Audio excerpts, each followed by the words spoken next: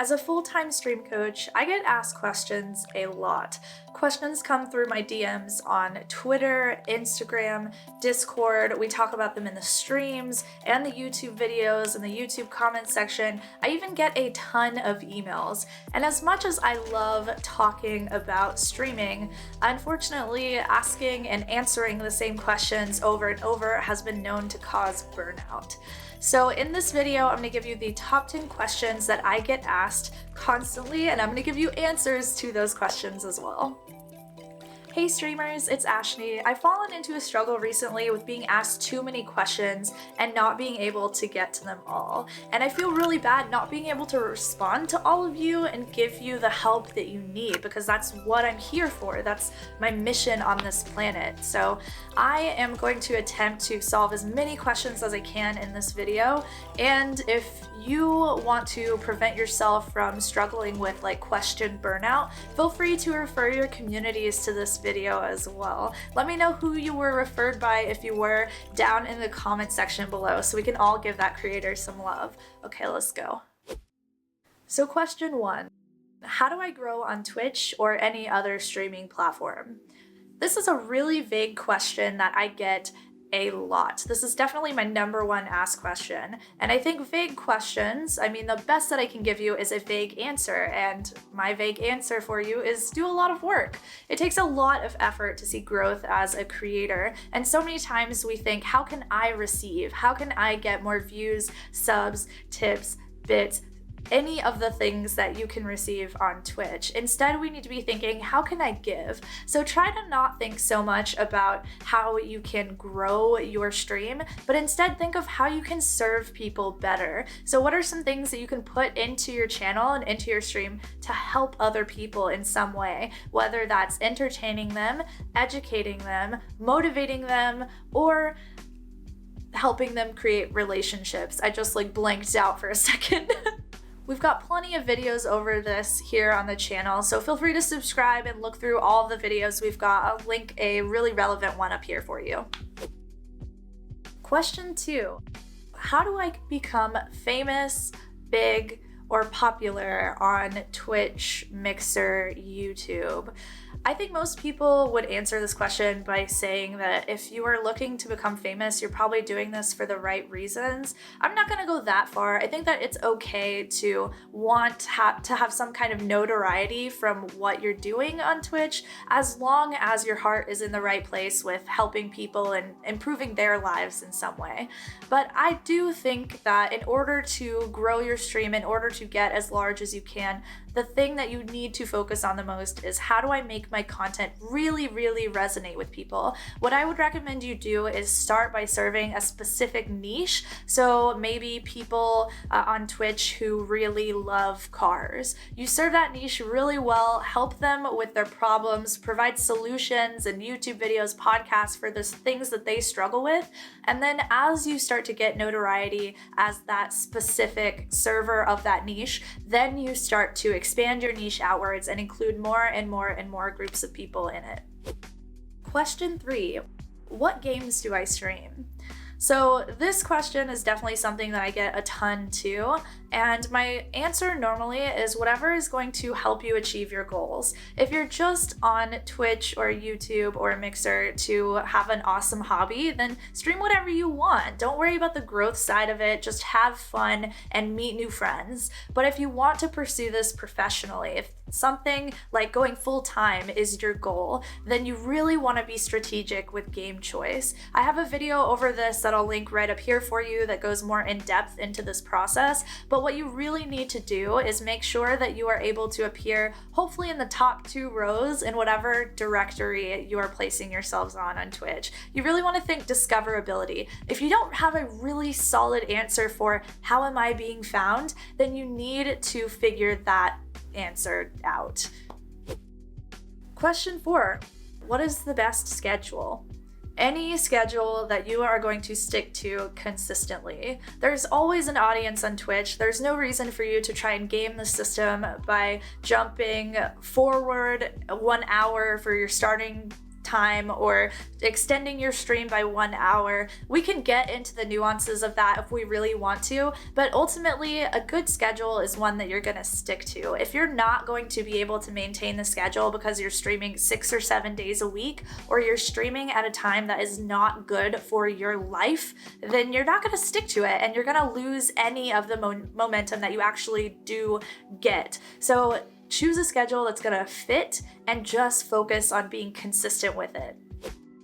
Question 5. I only average 2 to 3 viewers. How do I get more? This is so cute.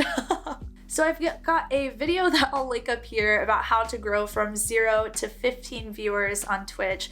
And the number one strategy that you need to know about for getting yourself out of this 2 to 3 viewer zone is that in the very beginning, you need to do the minimal amount of work that it takes to send your link out to all of your family and all of your friends. Now, I'm not saying spam. Don't be that like annoying person that just forces someone to do a thing if they're not really interested in doing that thing.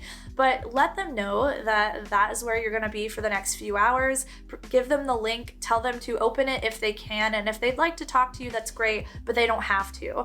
That should get you out of 2 to 3 viewers really easily, and for you lucky popular people, it might bump you up to 10, 15, or 20 viewers consistently. Question 6. How do I stream and also balance school or work or family?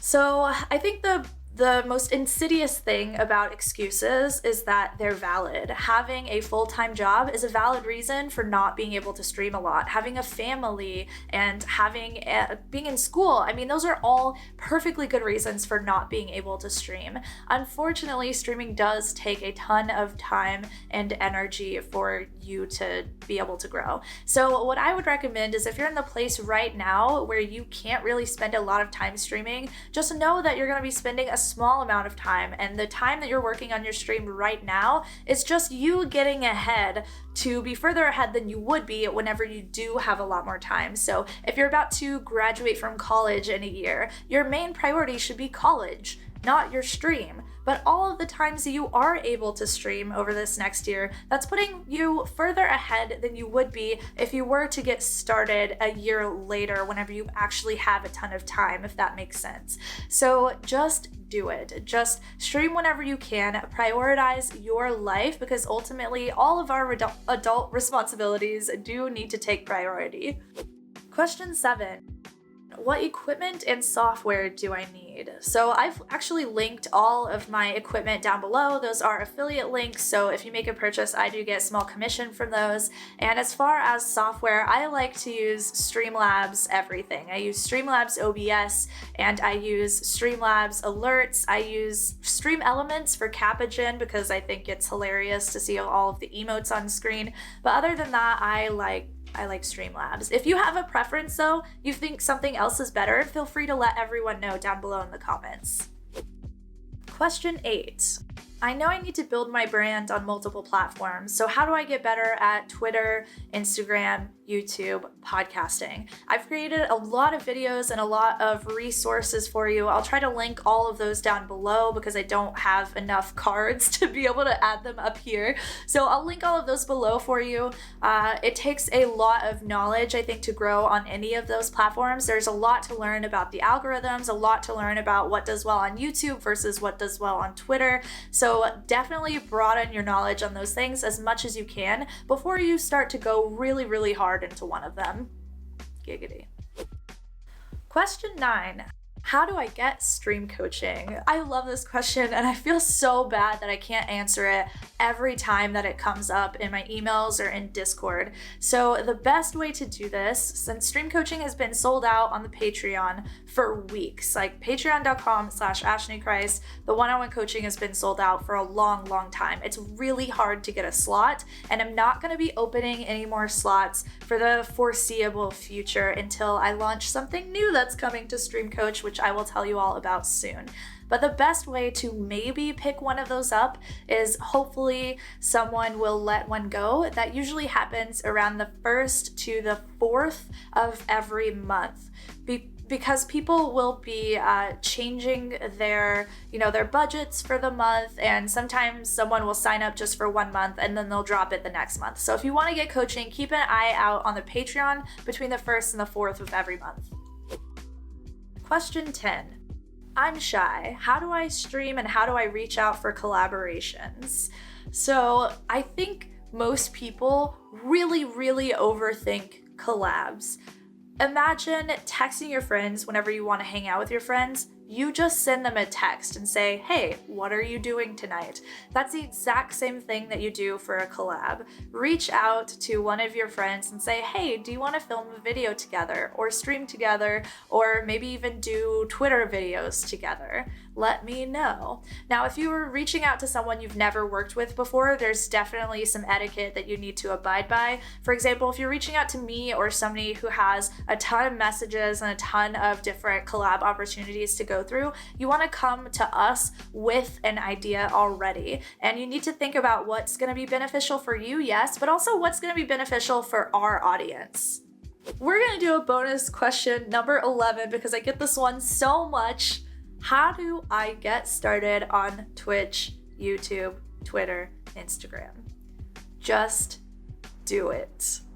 Just start. There's this thing called analysis paralysis, and that is the practice of a person wanting to be so good at a thing when they first get started that they'll absorb so much information about it that it will prevent them from just getting started. You don't want to push off starting your stream or your YouTube channel for months just because you don't know anything. There's not a single video out there that is going to teach you as much about YouTube or Twitch as just getting the experience is going to teach you. You will learn so much more by just doing it, and you're gonna suck at first, and that's okay. You should expect to suck, but over time you'll get better. You're going to continuously improve every single day, and that's what your focus should be on. Just push start stream. Let me know your biggest questions about streaming down below. We'll try to build a big resource for all of the people that need help. And feel free to jump in there and answer some of the questions too. Different things work for different people. My advice is not the only advice. So if you see any questions that you think you have a great answer for, please go ahead and do it. Don't forget to subscribe if you haven't already. Click the notification bell so you can get notified when our videos come out. We've got a few hundred videos we post twice a week, and if you have any questions about streaming, you can definitely look through the content and all the videos that we've got here or the podcast or the Twitch streams and find an answer for your problem, I'm sure. I love you all so much. I'll see you in the next one. Bye!